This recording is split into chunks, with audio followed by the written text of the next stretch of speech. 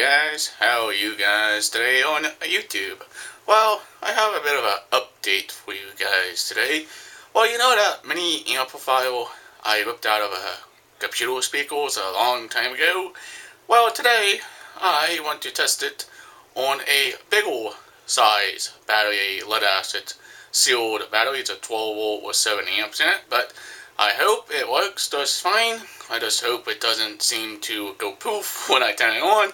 But I've been monkeying around with it and stuff, but, you know, that kind of stuff, but, hey, it happens. I've shown you guys on how you can use 4 AA's and also a 9 volt battery.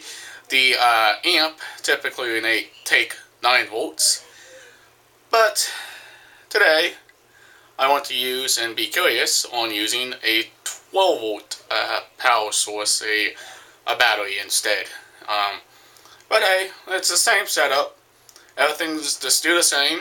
The only power source is different is the lead sealed acid battery. Now, I don't recommend trying this on yours there, guys, because I don't want to be responsible if you blow your mini amp up or if the amp decides to go poof on you.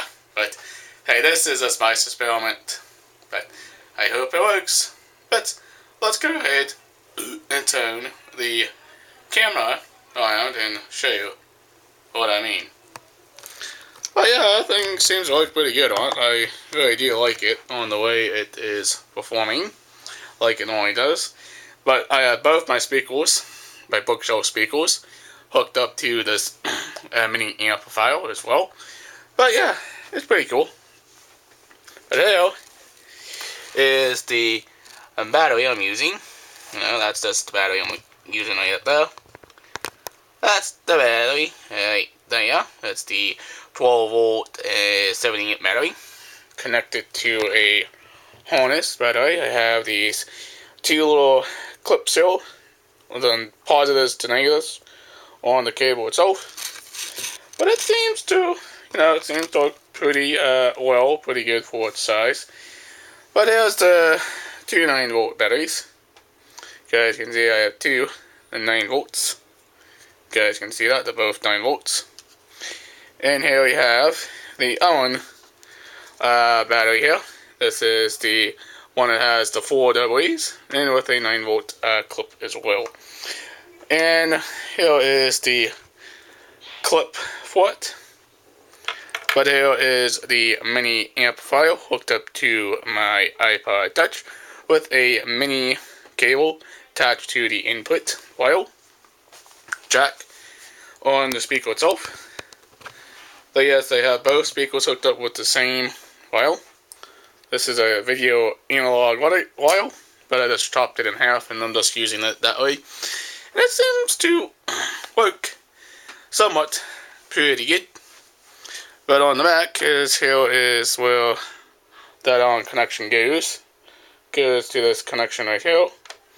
And it just goes directly into the power plug on the amplifier itself. But I haven't put it in a project box because I just haven't got time to do it yet because I've just been super really busy with all sorts of stuff.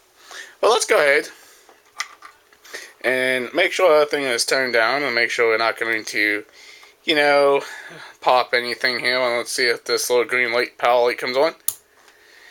And you guys can see, it seems to work. The little green light is now turned on. You guys can see the little green light there.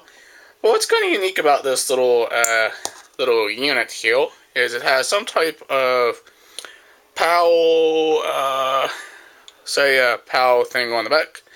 This is what the amplifier looks like. You guys can see it's a pretty small amp.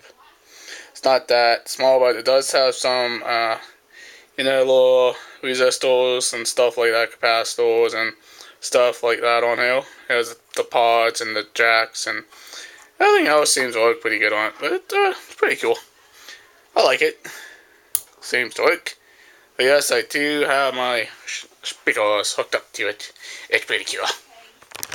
But the reason why I was trying this experiment is to see if it's going to work or not for this tiny amplifier. Now, with 12 volts, that's a little bit more voltage than the little power amp can handle, but it does have some type of voltage regulator built into it for it doesn't try the little amp chip on the board itself. But hey, might as well try it and figure the thing out. Hey, is it gonna play music? Yeah, it's gonna play music, but test it out and see if it works. Just make sure you don't destroy it, because remember, this stuff is only DC only. It's not AC only. Okay, it will have a plug. It'll be a DC plug with a AC or the DC kind of conversion kind of thing though. Like it has the AC, then the DC, and then it has the wire on it. That's called a AC to DC converter. Okay, that converts the AC to DC to power the amplifier for 9 volts. But I tried it with 12, and it seems to still be lit over there, because I can see the light still be green with the power light. And it's awesome. The reason why I haven't got to it yet is I've just been very super busy with own stuff going on, with work and stuff. But the only thing is I had to desolder the pods and everything and the jacks and stuff to actually have to resolder those back on with wires, but I haven't got to it yet. But let's go and test it out and see if it's actually going to play anything and see if we're going to get any type of sound out of it. But it's kind of cool. It's awesome. And yes, I actually do have my own iPad here. This is my iPod the 3rd generation now. But we're just going to go into the music settings here and see what we can monkey around and play with here.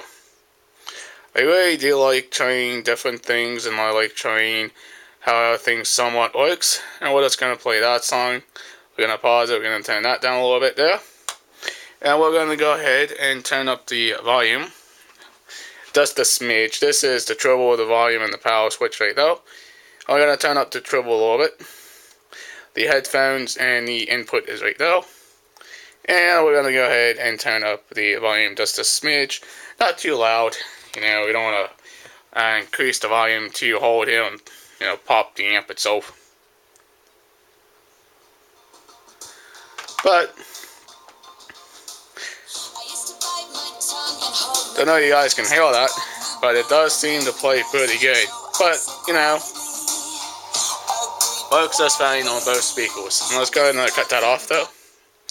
But yeah, it works. Just, try it out and have the battery fully charged and everything, and, make sure your iPod is going to on just fine, and make sure, if you do yourself a favor, make sure you're not going to run 12 volts into your own devices by trying to do this. But yeah, it's kind of interesting. The 12 volt battery. It's right there, if you guys want to see what it looks like. That's the 12 volt battery on the amplifier itself. It's pretty awesome. But yeah, there you go. That's how I get the mini amplifier to work with both of my bookshelf speakers.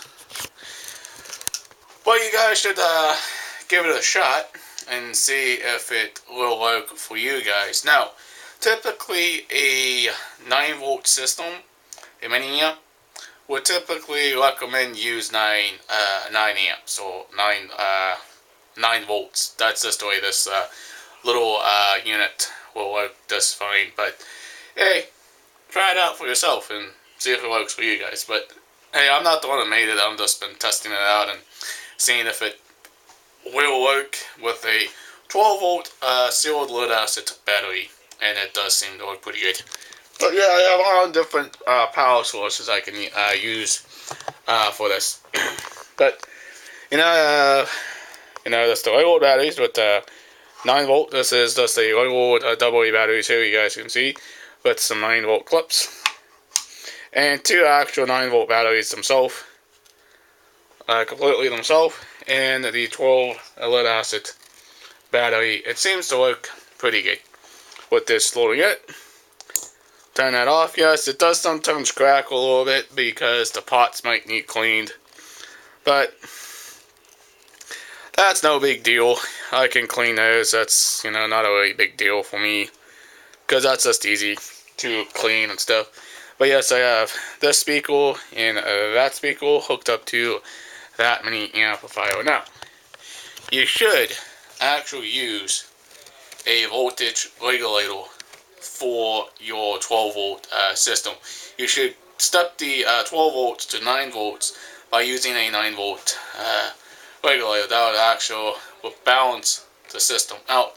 That's how I might just put on this amplifier, just to make sure it's not going to overheat itself, that little tiny chip on the bottom, and make sure it's not going to, you know, kill itself. And let's go and show you what the board looks like. You know, it's kind of interesting. But what I'm talking about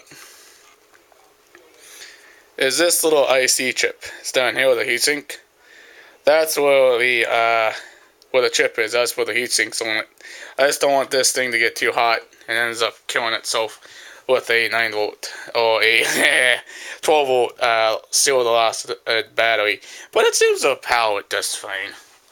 But guys, if you want to do this experiment yourself, go get a dust whole pair of computer speakers and, you know, tear out the board itself and do some testing and stuff on it. But if you're going into this channel, please hit that subscribe button, leave a comment down below. Please like, please share. Peace out. Bye guys. We'll see you in the next vlog.